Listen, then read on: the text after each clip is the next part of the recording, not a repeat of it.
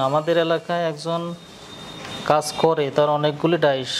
আমি বললাম যে ভাই আমার মোমবাতি কিছু দেন, আমি বিক্রি করি। আমাদের কুষ্টিয়া বড় বাজার, ওইদিকে মার্কেট করে। বলছে ভাই আমি বড় বাজারের মাল বানাই, সমর বাইনে। আচ্ছা আচ্ছা, মানে এরকম এখন হ্যাঁ, আমি শীতের মৌসুমে আমি কিছু মাল বাইরে বিক্রি করি, কিন্তু এই সময় আমি বাইরে দেয় না, ওনার যেসব মার্কেট ধরা আছে ওখানেই বিক্রি করি, ওখানেই সেল করি। অনেকে বলে যে মোমবাতি চলে না। ভাই চলে না কিভাবে বুঝলেন? আপনারা কোনদিন মার্কেটে 2 দিন ঘুরছেন? কয়টা দোকান আছে মার্কেটে, কয়টা দোকানে বিক্রি করে? আপনি তাহলে জানবেন কিভাবে যে ভাই নিজে ফিল্ডে আছে, সেজন্য সে এটা চলে না কি চলে না এই খবর সে বলতে পারবে। তো তার মুখ থেকে শুনলেন আপনারা। এটা কিন্তু আমরা তাকে ভাই আপনাকে কি বলা হয়েছিল আপনি এরকম বলেন না? আপনার আসলে আমি বলি না, এটা আসলে আমি অভিজ্ঞতা থেকে বলছি, যেহেতু আমরা মার্কেটে, আমি আসলে কাজ করি মার্কেটে। হ্যাঁ, আগরবাতির সাথে মোমবাতিটাও আসলে চায় অনেক দোকানদার। জি, আরেকটা বিষয় হচ্ছে মোমবাতি আগরবাতি দুইটা যদিও অন্যান্য প্রোডাক্টের চেয়ে স্লো আইটেম, কিন্তু ব্যবসার প্রতিদ্বন্দ্বী কম। জি, প্রতিদ্বন্দ্বী কম, কারণ মোমবাতির কোনো ব্র্যান্ড নাই। সর্বপ্রথম আমরা এরকম একটা ব্রাশ দিয়ে বা রঙের ব্রাশ আছে, ব্রাশ দিয়ে আগে সেলাই মেশিনের তেলটা ভালো করে এটার মধ্যে লাগিয়ে দিয়েছি। জি আচ্ছা, আপনি এই কাজটা অবশ্যই করবেন, নাহলে কিন্তু মোমবাতিটা বের হবে না, ডাইসের মধ্যে লেগে থাকবে। এরপর আমরা সুতাগুলো লাগাই দিব। এই যে যখন এই পাশে লাগাবেন এইদিকে চাপাবেন, চাপিয়ে যে উপরে নিচে জাস্ট ঘুরিয়ে ঘুরিয়ে লাগাই দিবেন। আবার এই পাশে যখন দিবেন হাতটা এই সাইড দিয়ে দিবেন, তাহলে নিচ থেকে ধরলে সুবিধা হবে। জি, এই যে এইভাবে 2 দিন কাজ করলে হাতের স্পিড বেড়ে যাবে। তা তো অবশ্যই, আমার চেয়ে স্পিড বাড়বে। কারণ কিসের জন্য বলেন তো? কারণ আমি তো কন্টিনিউ করবো। কন্টিনিউ করবেন। জি, আমার একটা না একদিন কাজ করার অভিজ্ঞতা নাই, আপনাদের দেখাইতে দেখাইতে যতটুকু অভিজ্ঞতা। আর এটা ফ্লোরে আপনার পাকা ফ্লোর না কাঁচা ফ্লোর যেখানে কাজ করবেন? পাকা ফ্লোর। পাকা ফ্লোর হলে ফ্লোরের নিচে পরিষ্কার রাখলেই হবে, কারণ মোম ঢালার সময় পড়বে, ওগুলো আবার পরবর্তীতে ব্যবহার করবে। অথবা যে রেক্সিন ব্যবহার করলেও তো হবে। রেক্সিন ব্যবহার করলেও হবে। আর এটা নিচে ব্যবহার করতে হয়, টেবিলে ব্যবহার করলে যে লাস্টের সুতাগুলো লাগাইতে অসুবিধা হয়। আর আপনার যদি এটা ফ্লোরে থাকতো, আপনি যেদিকে খুশি ওইদিকে দাঁড়িয়ে সুতাগুলো লাগাইতে পারতেন, আরও মানে সহজে লাগানো যাবে।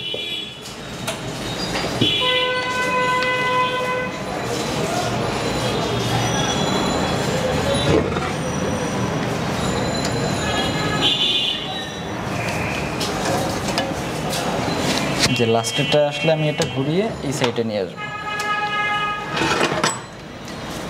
এই পার্টটা এদিকে চাপাবো। একবারে কয়টা মোম বেরোবে? 40টা সম্ভবত না? 42টা। 5 টাকারটা নিয়েছেন না, এটা 42টা বের হবে, আর 10 টাকারটা 36 পিস। এখন এটা এই পাশে চাপাই দিয়ে আবার এই দিক থেকে আমি টান দিয়ে নিব।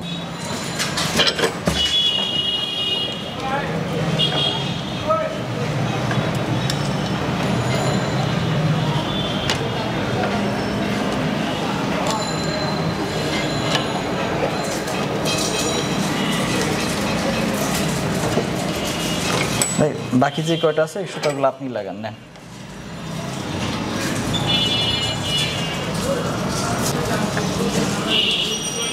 দুই দিন কাজ করলে দেখবেন হাতের স্পিড বেড়ে গেছে। আসলে নতুন তো, এই জন্য স্পিড ওইভাবে। জি জি জি। তারপরে যে কোনো কাজ শুরুতে 2-1 দিন একটু সময় লাগবে, কষ্ট মনে হবে, যখন রানিং হবে তখন স্পিডটা চলে আসবে। জি, দেখবেন আমাদেরই অনেক ভিডিও দেওয়া আছে, অনেক ছোট ছোট পোলাপান গুলির মতো স্পিডে সুতার লাগাচ্ছে, কাজ করতেছে। আসলে আপনার ভিডিওটা দেখছিলাম, সেইগুলো দেখবেন বেশিরভাগ কারখানায় হয় মহিলা মানুষ দিয়ে কাজ করায়, না হলে নিজেরা করে, না হলে পোলাপান দিয়ে করে। হ্যাঁ, আমাদের এলাকায় একজন কাজ করে, তার অনেকগুলি ডাইস। আমি আসলে কাজ করি মার্কেটে আগরবাতি নিয়ে। হ্যাঁ, আগরবাতি নিয়ে একটা কোম্পানিতে, আগরবাতির একটা কোম্পানিতেই চাকরি করি মার্কেটে কাজ করাকালীন। তো আসলে মার্কেটে বেরোলে লোকজন আগরবাতির সাথে তো আগরবাতির সাথে মোমবাতিটাও আসলে চায় অনেক দোকানদার। জি, তো চিন্তা করলাম যে আসলে মোমবাতির ব্যবস্থা কোনো জায়গা থেকে করা যায় কিনা। আচ্ছা, তো আমি খোঁজ নিয়ে আমাদের ডিস্ট্রিক্টেই একজনের খোঁজ পেলাম যে সে মোমবাতি নিজে তৈরি করে, তার অনেকগুলা ডাইস। জি, তো এরপরে আমি ওর সাথে যোগাযোগ করলাম, যোগাযোগ করি তো আমি বললাম যে ভাই আপনি তো নিজে মোমবাতি তৈরি করেন, তো যদি আমার কাছে কিছু বিক্রি করেন তাহলে আমি আমার এই আগরবাতির সাথে আমি আপনার মোমবাতি কিছু সেল মোমবাতিগুলো করতাম। দিবেন। হ্যাঁ। তো তারপরে বললো যে ঠিক আছে আপনি নেন, সমস্যা নেই। এরপর আমি বললাম যে ভাই আপনি তো নিজে বানায় বিক্রি করেন, তো এতে লাভ কেমন? আর আমি যদি আপনার মতো নিজে বানায় বিক্রি করি তাহলে আমি কি পারবো কি না? আচ্ছা, আর আপনি কোথা থেকে ডাইস নিয়ে আসছেন, কোথা থেকে কাঁচামাল নিয়ে এসে বানাচ্ছেন, এই তথ্যগুলো এই তথ্যগুলো আমাকে একটু দেন, যদি তাহলে আমি একটু উপকৃত হতাম। আচ্ছা, তো আসলে সে হয়তো ভাবছে যে আমার ব্যবসার প্রতিদ্বন্দ্বী হবে, স্বাভাবিক, এটা যে কেউ যে কেউ ভাবতে পারে। তো যার কারণে সে বলল যে ভাই আমি অনেক তথ্য দিয়ে দিয়েছি, আমি আর কোনো তথ্য দিতে পারবো না। তো একটা কথা বললো যে ডাইস কুষ্টিয়া একজন বানায়, তো সেখান থেকে নিতে গেলে 22 থেকে 25,000 টাকা লাগবে। আচ্ছা আচ্ছা তা আমি আপনার ভিডিও আগেও একটু দেখছিলাম, আমি বললাম যে এত টাকা তো লাগার কথা না। আচ্ছা, বলছে যে কম নিতে হলে ঢাকায় চলে যেতে হবে। আমি বললাম ঢাকার ঠিকানা আপনি তো ঢাকা থেকেই নিয়ে আসছেন। তো বলছে হ্যাঁ আমি ঢাকা থেকেই নিয়ে আসছি। তো ঠিকানা দিতে হ্যাঁ, রাজি বললাম যে আপনার ঠিকানাটা আমাকে একটু দেন, আমি একটু উপকৃত হব। তখন সে বলছে যে আমি ঠিকানা দিতে পারবো না, ঠিকানাটা খুঁজে নিতে হবে। বুঝতে পেরেছি। তারপরে কারণ সবার ব্যবসায়ী তো একটা গোমর থাকবে, কে যাবে তার প্রতিদ্বন্দ্বী বাড়াতে। তা তো অবশ্যই। তারপরে আপনার ভিডিওটা দেখে আমি আপনার সাথে যোগাযোগ করি। আচ্ছা, ওনার কাছ থেকে কি কিনে দু একবার বিক্রি করছিলেন? না, ওনার কাছ থেকে কিনে অবশ্য দু একবার বিক্রি করে নেই। পরে এই যে গরমের মৌসুম আসার পরে সম্ভবত মাস 2 আগে আমি বললাম যে ভাই আমার মোমবাতি কিছু দেন আমি বিক্রি করি। বলছে ভাই আমি আমাদের কুষ্টিয়া বড় বাজার ওইদিকে মার্কেট করে, বলছে ভাই আমি বড় বাজারের মাল বানাই সমর বাইনে। আচ্ছা আচ্ছা, মানে এরকম এখন হ্যাঁ, আমি শীতের মৌসুমে আমি কিছু মাল বাইরে বিক্রি করি, কিন্তু এই সময় আমি বাইরে দেয় না, ওনার যেসব মার্কেট ধরা আছে ওখানেই বিক্রি করি, ওখানেই সেল করি। তো তারপরে দেখলাম যে ওনার কাছ থেকে যখন সাপোর্ট পেলাম না, তখন আপনার সাথে যোগাযোগ করলাম। আচ্ছা, যোগাযোগ করে দেখছেন সরাসরি আসছি। হ্যাঁ, আমি একটা কথা বলি, অনেকেই বলে যে মোমবাতি চলে না।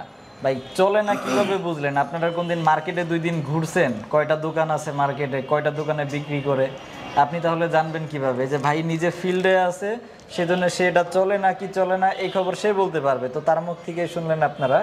এটা কিন্তু আমরা তাকে ভাই আপনাকে কি বলা হয়েছিল আপনি এরকম বলেন না? আপনার আসলে আমি বলি না, এটা আসলে আমি অভিজ্ঞতা থেকে বলছি, যেহেতু আমরা মার্কেটে জব করি, মার্কেটে আমরা সবসময় ঘোরাফেরা করি, নিজের অভিজ্ঞতা থেকে আসলে কথাগুলি শেয়ার করছি। আচ্ছা আচ্ছা, ইমরান ভাই আমাকে বলে নাই মোমবাতির চাহিদা আছে, এটা আপনি আপনার এলাকায় যারা নতুন মানুষ আছেন হয়তো ভাবতে পারেন মোমবাতি চলে না।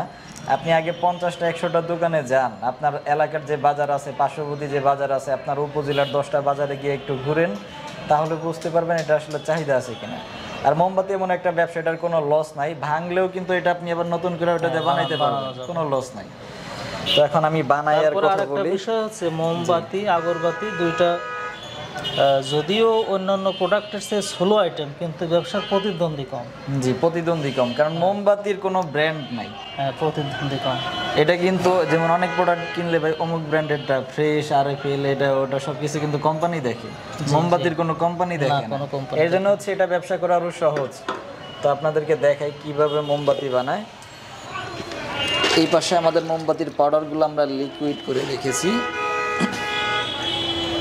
এখন আমরা জাস্ট এই ডাইসের ভিতর ঢেলে দেবো। এটা যখন আর একটু ঘন হবে তখন আরো ভালো ফিনিশিং আসবে। এই যে এই পাশ থেকে ঢেলে দিব।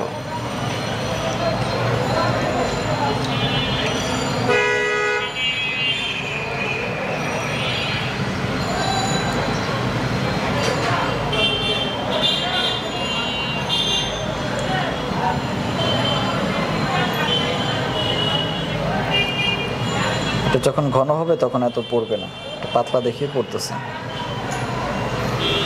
মালটা ঘন হওয়ার পরে ফিনিশিংটা ভালো আসে না? জি জি জি, শহীদুল কেজিটা বের করো।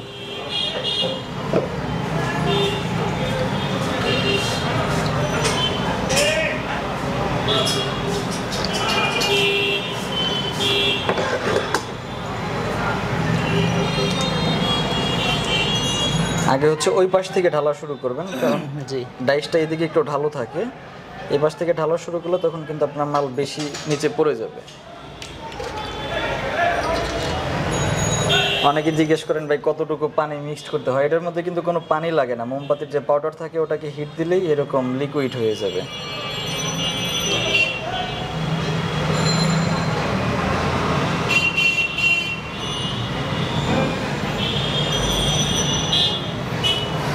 মাল ভালো করে আটকানো না হলে নিচ দিয়ে পুড়িয়ে যাওয়ার সম্ভাবনা থাকে না। জিনিস দিয়ে পরে হচ্ছে ওই যে এটা একবারে পাতলা, সেজন্য একটু ঘন হইলে সেটা পরে আর পড়বে না। আর নিচে যেগুলো পরে কোনো সমস্যা নেই, ওগুলোতে আপনি আবার পরবর্তীতে মোমবাতি ডাইলা বানাবেন। তো আমাদের এটা শুকানোর জন্য প্রায় 5 মিনিটের মতো সময় লাগবে। তো আপনাদেরকে একবার মোমবাতি শুকিয়ে বানিয়ে দেখাবো কিভাবে মোমবাতি তৈরি করে। আর এই কাজটা খুবই সহজ, পুরুষ মহিলা ছোট বড় যে কেউ করতে পারবেন। আর পুরোপুরি শুকানোর আগে আপনি যদি গোড়াটা পরিষ্কার করে নেন তাহলে আর গোড়াটা ভেঙে যাওয়ার সম্ভাবনা থাকবে না। একটা কেচি দিয়ে কেটে দেবেন।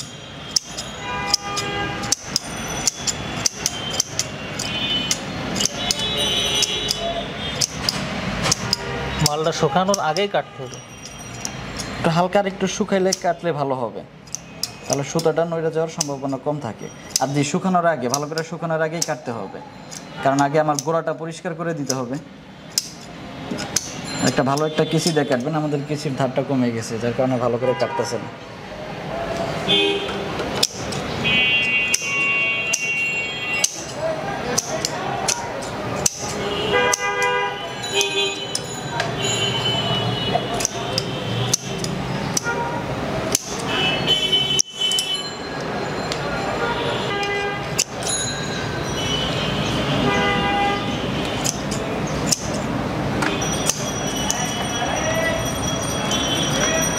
এটা ভালো করে শুকানোর আগে একটু নরম থাকতে পরিষ্কার করে নিতে হবে।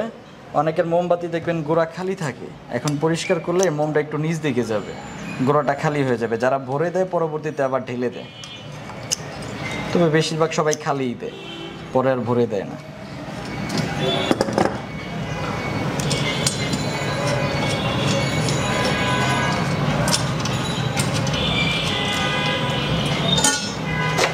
এখন আমরা এটা স্ক্রাইব দিয়ে পরিষ্কার করে দিব।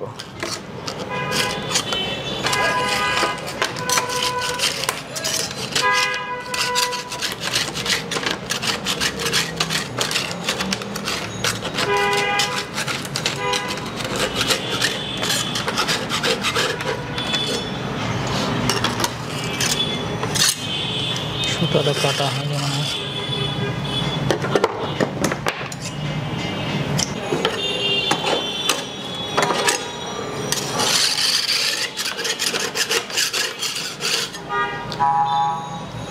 কিছুতে ধান নাই দেখে ভাই সুতাগুলো ভালো করে কাটে না।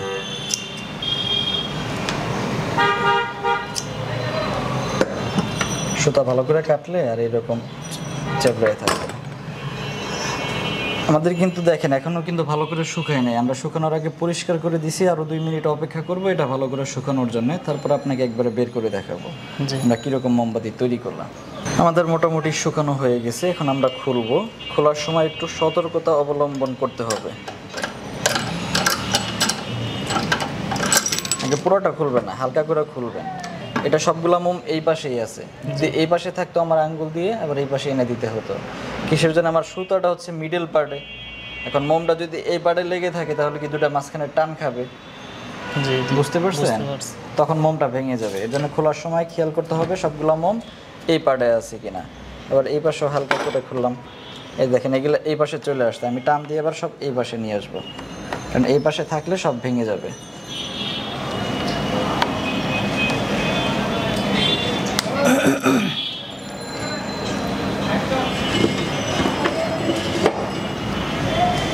সুন্দর ফিনিশিং আসছে।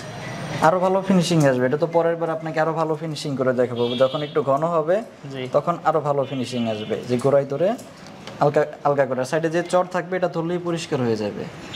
বাজারের মোমবাতি যে অনেক সময় কিনেন দোকান থেকে, ওটার মধ্যে দেখবেন একটা ফাটা ফাটা ফাটা ফাটা একটা ভাব আসে। আচ্ছা, আর এই যে দেখেন আমরা যে মোমবাতি বানাইলাম এটার মধ্যে কোনো ফাটা ফাটা ভাব আছে? না, কোনো ফাটা ফাটা ভাব নাই, খুবই সুন্দর ফিনিশিং। আচ্ছা, এটা আপনাকে যে কেমিক্যালটার কথা বললাম ওইটা আপনি অবশ্যই মিক্সড করে দিবেন, না হলে এরকম তিল তিলের ফিনিশিং পাবেন না আপনি। জি, কারণ মোমবাতি সবাই বানায় লিকুইড করেই বানায়, কিন্তু ওটার সাথে ওই কেমিক্যালটা দিলে তখন এই মোমবাতির ফিনিশিংটা আরও ভালো আসে। মানে কতটা ভালোবাসে, এই যে দেখেন, এটা যেহেতু আমি বিক্রি করি না, সেই তো ডাইসে কিছু স্পট আছে, ওটা আর পরিষ্কার করি না। এই ডাইসের গায়ে যে স্পটগুলো আছে ওইটা পর্যন্ত উঠছে। তো আপনাদেরকে সরাসরি দেখালাম কিভাবে মোমবাতি বানায়। তো অল্প টাকার মধ্যে যারা মোমবাতি তৈরি করতে চাচ্ছেন, ব্যবসা করতে চাচ্ছেন, অবশ্যই আমাদের সাথে যোগাযোগ করবেন।